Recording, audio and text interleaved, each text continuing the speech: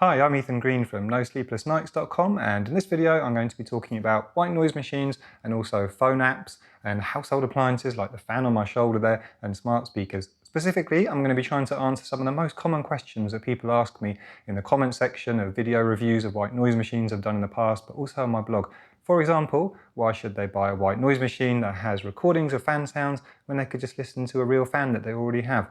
Or why would they listen to looped recordings of nature sounds when they could just download an app on their phone and do exactly the same thing, or use a smart speaker? Now, these are very valid questions, and there's more as well that I'm going to try and answer. And my aim is to try and help you decide whether A, you even need a white noise machine in the first place. If I can help you save some money, then that'll make me happy. And B, if you do decide that you want one, which one? Because there's so many to choose from nowadays. So let's get started with what I would say is one of the most classic questions of all. As I've mentioned, why would you buy a white noise machine and listen to fan recordings when you could just turn the fan on that you already have? So before I give you my thoughts on that one, let's have a listen to a fan.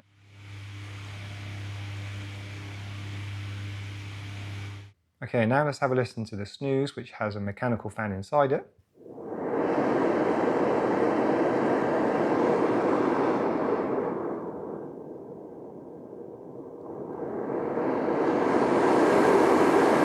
And now let's listen to the LectroFan Evo.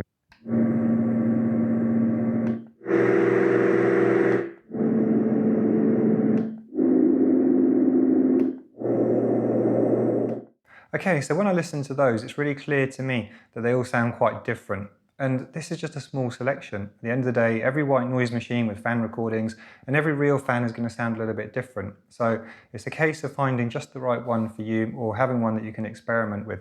And that's something that I think is worth pointing out. If you've already got a fan and you like the sound of it, then stick with that. You don't need to buy a white noise machine. But if you're thinking of buying a fan, then I would really recommend trying to find a store where they'll allow you to test out the fan sounds, turn a couple on and off, just to make sure that you like the sound that it produces and that it doesn't have issues like a rattly component, which is going to ruin the effect, or you hear the sound of the motor rather than the sound of the fan. I think it's useful if you can check out the sound beforehand. Now, if you want a little bit more control over the sound of the fan, because at the end of the day, a real fan, you might have a couple of speed settings and you might be able to change where you place it in the room, but that's not going to do much about the tone. This one here, for example, the Snooz, I personally really like the sound that it makes. It just has a really nice, rich, rushing air sound, but you can change the tone by adjusting the cap.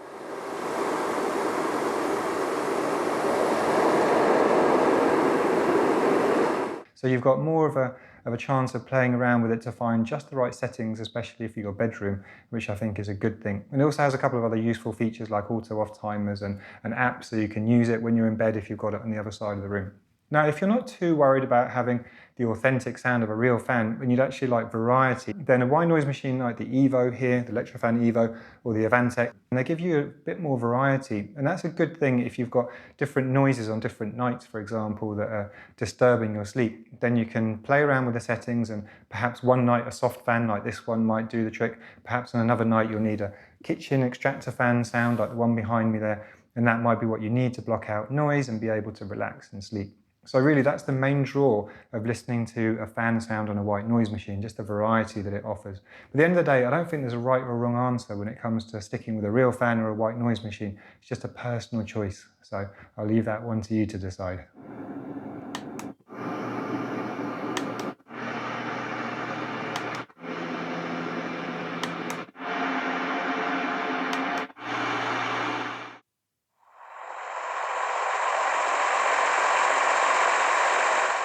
Another very important point to consider is where you're actually going to be listening to white noise.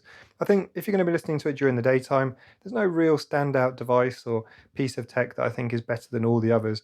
I think whatever works for you is the one to use. You know, whether it's your smart speaker or your phone and an app, or a laptop, computer, television, or white noise machine, they're all equally good as long as they actually do what you want them to do, which is probably block out external noise and have a sound that's relaxing. Whatever works, works. Now, in the nighttime, I think there are some reasons why a white noise machine might be a better option than some of the other devices. Firstly, if you've got a fan, use that. No problem, I'm not going to dispute that. But if you're going to use your phone and an app, I personally wouldn't do that in the nighttime, mainly because I just don't like to have my phone by my nightstand, because it means I'm more likely to pick it up and play with it when I should be trying to go to sleep, something that I know many people struggle with. Another thing is that if you want to change the settings in the nighttime, then at least with a white noise machine, you can lean over and quite easily, just with the flick of a button, turn it on or off or change some settings. Whereas with a phone app, you need to get your phone, unlock it, turn it on, have the light come into your face, which can be a little bit disruptive, and then play around with the settings in the app. It's just one step too far for me in the nighttime. I just want to be able to lean over and turn it off or adjust the volume. Another good thing with the white noise machines where the light is concerned is that even if they do have a night light, you can turn it off. And if they've got LEDs, they tend to be really tiny, so they're not going to be disruptive to your sleep. And many of them don't have any lights whatsoever. They just kind of sit there simply in the darkness, which is a good thing. Another thing that you can do with the white noise machines that you might not want to do with your phone is place them further away than your nightstand. And that can be a good thing, I think, mainly because if you've got noise coming from another room in the house, you can put it by the door. Or if it's coming from outdoors, you can put it on a window ledge, windowsill, and that's going to potentially be more useful than having it right next to your head. It's something that you can experiment with. Whereas if you've got your phone, you probably want it next to your nightstand like most people do, I suspect. I also don't like having smart speakers in the bedroom, not because I'm worried that they're listening out for me, at least don't think they are, but more because I just like to have one on in the house, and that's generally in the living room. I don't like to unplug it and move it around the house. Now, when it comes to placement, there's another reason to consider a white noise machine, which is in a child's bedroom. The main reason being that you probably don't want to leave your smartphone in a kid's bedroom. I certainly wouldn't, and I imagine many people don't either. So a white noise machine, you can just pop it in there, put the settings on that you want, ideally with a timer and a low volume, and keep it far away from their head if you can. You don't want it right next to their bed in a kid's bedroom. And a white noise machine just gives you all those options in a nice simple way. So for a kid's bedroom, I would definitely recommend a white noise machine instead of a phone and an app or a smart speaker. Okay, if you do decide that you like a phone app, there's loads to choose from, and pretty much all of them are free to download, so you can try them out, and if you don't like them, just delete them and try another one. But these are three I recommend trying. We've got the white noise generator, which is really simple to use. You can just choose any of these options and combine them. So let's have rain and thunder.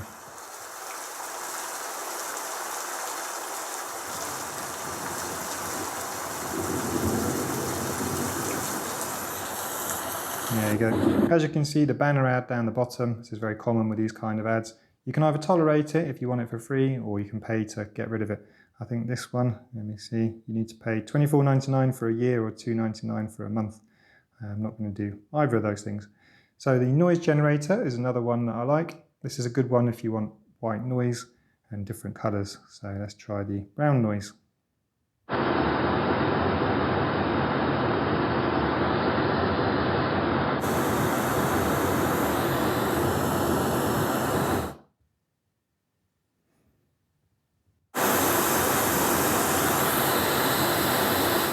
See there, you can see that I was playing around with the filters, and that just means that you can adjust it and tailor it to however you like.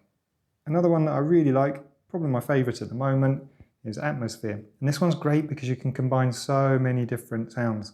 So let's have waves and seagulls, for example. I'm going to move my phone a bit off screen because I don't like that ad.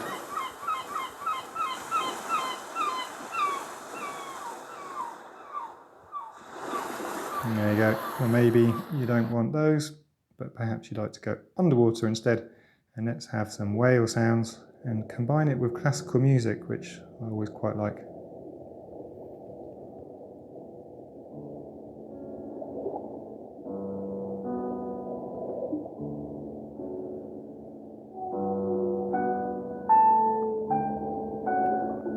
There you go. But as I said, there's so many different sounds on this one that you can go into the different categories, find the ones that you like. For example, one more, let's go to the forest and have a waterfall and maybe some crickets.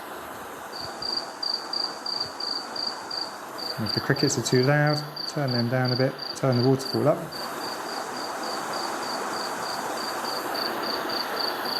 And I really like how you can change the settings and combine so many different sounds in that one, and the volume as well, which means that you can get just the right sound. So those are three that I like, but as I say, there's many to try. I'd recommend giving a few a go until you find the one that you like most. Another nuance in choosing a white noise machine rather than a phone app is whether you're going to listen to it with a Bluetooth speaker or just through your phone. I found in the past that even though a phone speaker can be quite loud, which may or may not be a good thing, there's something very directional about the way the sound comes out of the phone. And for me, it doesn't fill the room in the same way that a good white noise machine will do, especially, for example, the LectroFan Evo that has this upward facing speaker, and it's a much bigger speaker, and it just has a more filling presence of the white noise in the room than listening to it on a phone. So if you're only going to listen to it through a phone and not with headphones, then I would suggest that a white noise machine is a better way of filling the space and having a more relaxing sound and potentially blocking out more noise from other rooms or from through your window or upstairs neighbours as well. However, if you're going to hook up your phone to a Bluetooth speaker or any speaker that you can connect to, then I would say that that is potentially going to be a better way than any of the white noise machines as well, in terms of the quality of the sound if you get a decent speaker. For example, in a previous video, I used the Sony SRS-XB12, it's a bit of a mouthful that one, connected to my Samsung Galaxy S10. And that worked really well. You know, it was good sound that filled the room and good sound quality, especially with the bass of the pink and the brown noise. I really enjoyed listening to it through that. And for example, here's another Bluetooth speaker that I've been listening to recently that again was reasonably priced, bought it for under $50, and you can easily hook it up to your phone, and then you have a more filling sound that's more capable of blocking out external noise.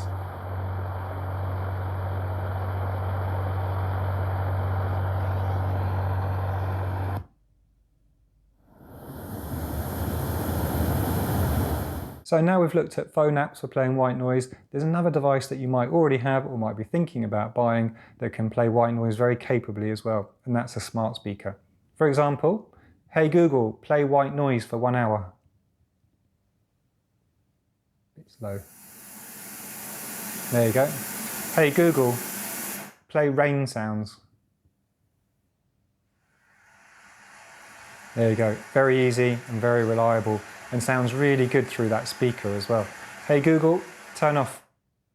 And here's another example. Hey Alexa, play pink noise.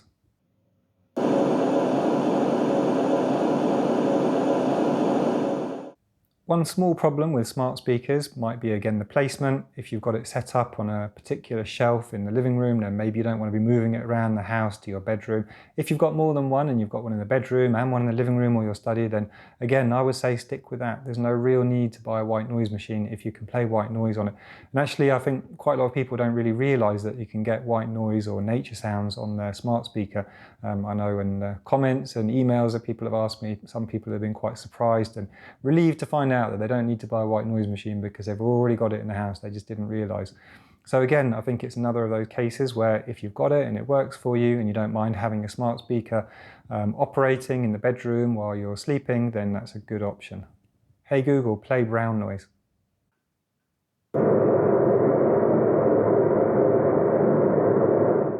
So those are all my main thoughts about choosing a white noise machine over an existing device or downloading an app instead. Now if you do decide that you want a white noise machine, how do you go about choosing the right one?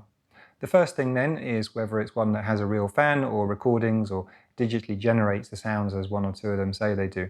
I think if you like the idea of a fan sound and the authentic sound of air, but you don't really want a fan blowing air around your room, then get one of the ones that has a fan inside, such as the Snooz or the Dohm. Then those are good ones to listen to. However, do bear in mind that they don't have white noise and they don't have nature recordings.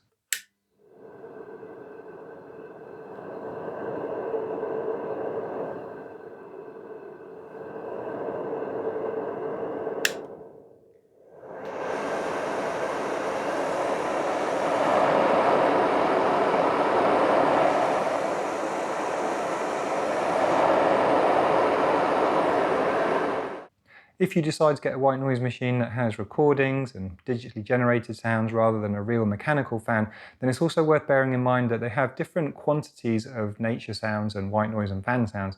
For example, the LectroFan, which has long been one of my favourites, has 10 white noise, 10 fan options and just 2 ocean surf. So it's not really rich in nature sounds, but it does have a really good variety of white noise and fan sounds. And that's useful because not everybody is going to like the same frequency of white noise. Some people prefer deeper pink noise and brown noise, which they find more relaxing. And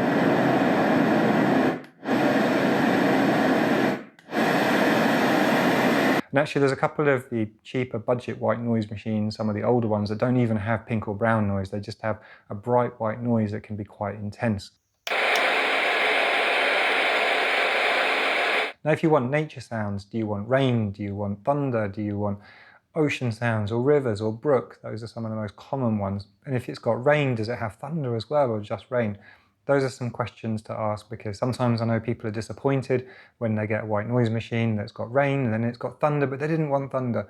Or maybe it's got an ocean, but it's also got some seagulls and you just don't like seagulls.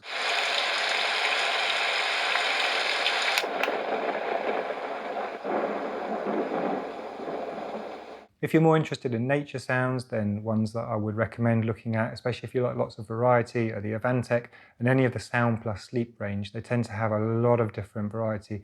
The Sound+Sleep Special Edition, for example, has 64 different sounds, and that's 16 main categories, and then lots of other variations within each of those categories. So some white noise machines that have a lot of different sounds will offer some extra sounds that some of the ones that have the basics won't. Another useful question to keep in mind is about the volume. A lot of these white noise machines can be really loud on the maximum volume. LectroFan Evo, for example, when you've got it blasting from a couple of meters away, can be over 70 decibels, which, as far as I understand it, is way louder than you would ever need to play to a child, or would be safe to play to a child. The speaker quality and the way that they sound, especially with nature sounds, can really vary with white noise machines.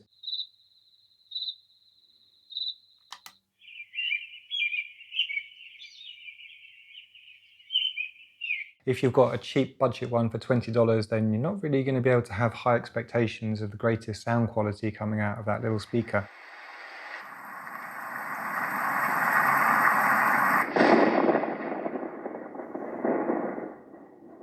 So it's another good reason to get a decent white noise machine, perhaps not one of the budget options. They can be particularly lacking in bass, I find. Another useful thing to bear in mind is the auto-off timers. For example, the LectroFan Micro 1 and 2 and the Dohm Uno and the Dohm DS, they don't have timers, but most of them do have timers. One exception I find a bit strange is the Snooz, which is a really feature-rich white noise machine. I really like it, but it only has timers accessible via a smartphone app. You can't actually set the timers manually, and that's a bit of a strange criticism of the Snooz. I don't know why they didn't put just one button on the top to set a timer, but all of the others that I've looked at do have timers. They don't all have the same length of timer though, so that's something to keep in mind. Quite often you might find that they have a 15, 30, 60 minute, maybe 90 minute, maybe up to 120 minutes, but only a couple of them have hours and hours to choose from. For example, the Avantek here has 1, 2, 4, and then you can also combine those settings to get up to a maximum of 7 hours. One thing I like about this one as well is that it has teeny little lights there, so you know exactly what the timer setting is. With a lot of white noise machines, you don't really get a light or a slidey button to tell you which timer it's on. You just press the same button over and over again until you either hear a beep at the end to tell you that you've reached the end of the possible choices, which means that you then need to know exactly what those choices are. So you need to have paid attention when you read the manual, or have the manual in the first place. Otherwise you kind of get a bit lost. So it's useful to understand what timers it has and what system it has of telling you what the timers actually are at the time. Next question is about whether you'd like one with a headphone jack or not. This is an increasingly common feature with some white noise machines. They don't all have it, but more and more of them do. And I think it's really useful. By the way, it tends to be a 3.5mm headphone jack, standard pin for headphones. But what I really like about that is that it gives you options for listening to white noise in bed. For example, if you've got someone sleeping next to you and they don't like white noise, then you can have it on the bedside table on your side, pop your headphones in, and then they don't have to listen to it. It also means that you've got another option for blocking out more noise from another room or from outside, because sometimes you can have the white noise on the bedside table or on a shelf or on the window ledge, wherever it might be. Close to the source of the noise tends to work better, but it sometimes just doesn't block out enough. Whereas if you have it closer with headphones in, it just gives you another possibility to block out more noise. And if you've got good headphones and you're listening to white noise, I find it can be a little bit more successful. A couple of examples of good white noise machines that have the headphone jack are the LectroFan Evo and the Sound+Sleep range. Another useful question to consider when you're buying a white noise machine is about the buttons. It's a detail that isn't always done well on these white noise machines, I find. For example, the LectroFan Micro 2, which I really like because it has that internal rechargeable battery and it's really portable and it can be used as a Bluetooth speaker, all those great things. But then I find it falls down with the buttons, and that's because they're tiny. So if you've got big fingers like me, or you're trying to adjust it in the night time, it can be a little bit awkward because they're really small. However, most white noise machines do have good buttons. One thing that I will say is also a particular bugbear of mine with some white noise machines, which is that I really don't like it when they have the same two buttons for volume up and down, but also for track left and right. I think that if you have to click a button or long hold a button to change settings, different settings, it's a bit of an issue. I think, if you've got a device that's this size, there's no real excuse not to have separate buttons for volume and for track change, which this one does, but they don't all, for example. And that's something that bothers me. So I think it's just worth having a glance at the photos or in the videos. And if you listen to my reviews, I always talk about that because it's an issue that I found with them and I think is useful to consider. But other than that, in terms of the buttons, another thing to bear in mind is that some of them that don't have many tracks to choose from have individually labeled buttons, which is another of the good things about the big Red Rooster, even though I think having just 6 sounds isn't very good. At least they're individually labeled, so you can just click it straight away. But some of the others, if they have lots of different sounds and just 1 or 2 buttons to choose between them, you can end up pressing that button repeatedly to go through and trying to find the sound. And sometimes you miss it. It's like, oh, was that the calming fan that I liked? Or no, it was this one. Or was it that one? And it's just a bit of a waste of time and kind of annoying. Something that I like about some of them on that front is, for example, the LectroFan Evo has it. It splits them into 2 different buttons. So you've got white noise here and you've got the fan sounds there. And I like the fact that it just narrows your choice down right from the outset. The Dreamegg does that as well, which is another feature that I like about that one. I just find it a little bit more user-friendly than having just 1 or 2 buttons to go through all of them backwards and forwards. Another key question to consider is how are they actually powered? Most of them tend to come with a standard power adapter and or a USB cable, so you can plug it into any USB outlet or you can just plug it into the wall near your bed, near your table, wherever it might be, or even sometimes plug them into a laptop or a computer, for example. Now there are a few which have an internal rechargeable battery, for example the LectroFan Micro 1 and 2 and the Dreamegg D3 and D11. And that's a really good option for people who want to be able to place it wherever they like in a room and not be restricted by the proximity to the power outlet. And that means that, for example, if you're playing it in a child's room, it gives you more options to place it where you think is going to be safe, which is generally further away from their ears. So it's a good little feature that some of those have, I think. Not something that I would be too worried about if I was going to be using it in the home myself for a long period of time, because at the end of the day, always got enough plugs and plug sockets and outlets that I can plug these things in if I need to. But I know that some people do like to have that portability factor. The only one that I've personally reviewed, and I don't think it's very common, that can be used with normal batteries is the big Red Rooster, which takes AA batteries. So that's an option for people who might like to power their devices with standard batteries. Now, what about other features? I think that generally white noise machines tend to follow quite a cookie cutter design when it comes to the features that they have. They don't tend to have a massive range of features, and it tends to be the ones that are more expensive that do have some extra little features here and there. And even then, personally, I don't really use them a lot. For example, sometimes you can get a white noise machine that has 1 or 2 USB outlets, which might be useful, but I can't say that I've ever really needed to use them myself because I've always got extra USB outlets. 1 or 2 have some interesting features like the Sound+Sleep's responsive volume control, which means that it's supposed to listen out for, with the inbuilt microphone, listen out for changes in the environmental noise and then change the volume accordingly, which is kind of fun and it does work, but it's not instantaneous. I certainly wouldn't really recommend paying extra for the premium just for that feature. I would pay extra for all the extra sounds that it has, but not for that one feature. A couple of other features that some of them have might be the night light, for example, which again isn't particularly common, tends to be more common as you would imagine for white noise machines that have been built towards the use for children and their parents. But yeah, standard white noise machines intended for adults don't tend to have night lights. Other than that, a couple of them can be used as a Bluetooth speaker. It's something that I think I would be having as a backup and go, oh yeah, I can use that as a Bluetooth speaker if I didn't have another to listen to music with.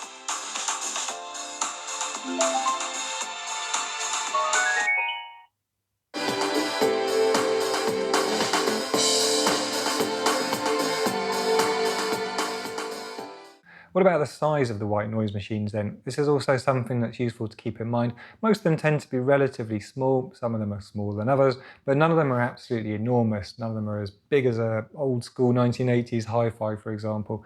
Cool, imagine the white noise that would come out of that.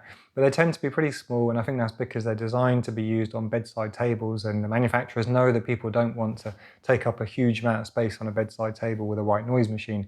Now the smallest ones that I've come across are the LectroFan Micros, and the largest ones tend to be the Sound+Sleep. But there's also a couple of other bigger ones like the mechanical fans, such as the Snooz and the Dohm range. All the rest of them tend to be in the middle in terms of the actual dimensions. For example, the Evo and the Avantek, this I would say is a very common size for a lot of the white noise machines these days. In terms of the weight, none of them are really heavy, but I would definitely steer away from the Sound+Sleep and the Dohms. You're going to be taking them when you're traveling and you're just taking a backpack or a suitcase or a small holder or whatever it might be. I think they're going to take up too much space and potentially weigh a bit too much as well. But any of the smaller ones I think are very easy to stick inside a suitcase and they're not going to take up that much space. Just out of interest, I took 10 of the different white noise machines that I've reviewed and checked out myself and put them in order of weight. So here you can see that. And here you can see all of their dimensions as well. I think that if you are traveling, it's definitely better to use a phone app unless you really want that white noise machine to leave in your kid's room, for example, when you're on holiday. But overall, I would say if you are thinking of traveling and portability, definitely a good reason to consider using an app instead of a machine. The next question then is about price. With white noise machines, the first good point is that none of them are really ridiculously expensive. However, you can get a couple that are around the $100 mark, which, depending on your point of view, might be ridiculously expensive. But the good thing is that you can get some which are a lot cheaper. And actually, some of my favorite ones only cost around $40, $50. Perhaps a little bit more depending on the time of the year if they're being sold on Amazon, which is notorious for changing prices. The budget end of the range is around $20, $30, and for me, in my experience, sometimes you can get good ones for that price, but generally you really feel it in terms of either the speaker quality, the overall design quality, the looping. They tend to have much shorter loops on some of those cheaper devices, and if it's 1 minute thunder track and it's only got 3 thunderclaps in that time, then you're soon going to get tired of listening to it. So for me, I think it's worth thinking about, how much do you want to invest in a white noise machine? Because $20 will get you one, but it might not be the best one. Around $40, $50, $60, you can generally get a really good one, perhaps even for $30. But yeah, if you want to get the most feature-rich ones like the Snooz and the Sound+Sleep, then you're going to be looking at just under or just over $100. And obviously for some people that might seem a little bit too much for something that's just going to play white noise that you could get for free, which, going back to the phone app reason to have white noise on that rather than a white noise machine, is the fact that it is free, apart from maybe having ads and a paywall. So yeah, that's something to consider. That's the general price range, let's say $20 to $120 for white noise machines, but it's the middle of that range that really hits the sweet spot for me. And that's about it for my video on white noise machines and smartphone apps and smart speakers and household appliances. I hope that you found it helpful. If there's any questions that I haven't answered though, please let me know in the comments. I'll see if I can help out. I always reply to people, so it'd be good to hear from you as well. And please also subscribe to my YouTube channel to keep in touch and see future videos. Thanks again. This is Ethan from No Sleepless Nights.